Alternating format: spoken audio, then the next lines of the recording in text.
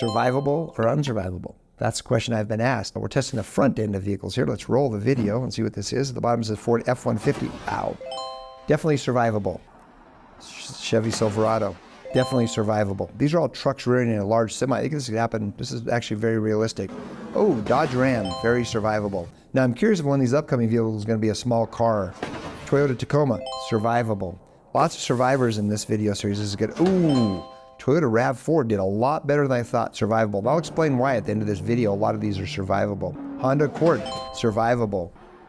Ford Bronco. Ooh, disappointing. Questionably survivable. I'm going no. Not survivable. Jeep Grand Cherokee. Probably not going to survive, but survivable. Ford Explorer. Survivable. Subaru Outback. Subaru did great. Survivable. Again, I'm going to explain then why most of these are surviving.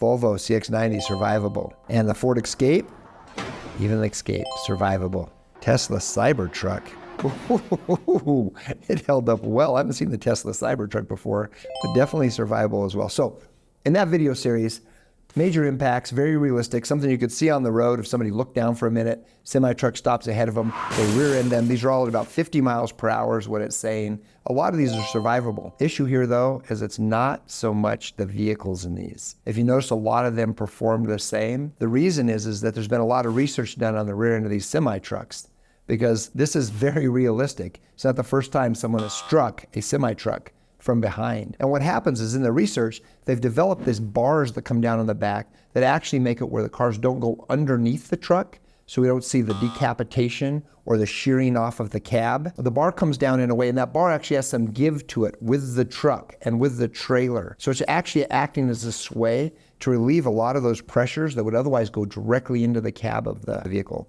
Striking there. So the thanks of the survivability here is probably to the semi-truck trailer developers and not so much to these car designers that may try to claim that this is makes their car, better, so to say. And again, proof of that, as you can see here, even the small Subaru that's much shorter to the ground did very well, and probably as well as some of the larger trucks. But again, the larger trucks are meeting the truck up higher, but the Subaru still has that drop-down bar, as did most of the other vehicles, that's allowing for that give, a slight upward motion of the trailer, and it just is taking out a lot of the force and not allowing it to go so much into the vehicle. So that design saved a lot of people here, and I'm disappointed to say that there still were a couple, despite that design, that would likely die. One last thing that I think is worth mentioning, these impacts are the ones typically where the injury you see that kills the person, if it's not spinal from their neck being flung forward and fracturing or dislocating the spine, but it's from a tearing of the aortic arch. The aortic arch is the large vessel